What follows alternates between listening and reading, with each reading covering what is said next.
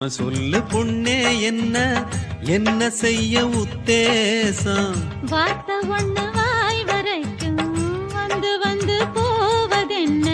கட்டு மரம் பூ பூக்க ஆசைப்பட்டு ஆவதென்ன? கட்டுத்தறி காள நானே கண்ணுக்குட்டி ஆனேனே, தொட்டு தொட்டு தென்றல் பேச தூக்கங்கெட்டு போனேனே. சொல் பொன்மானே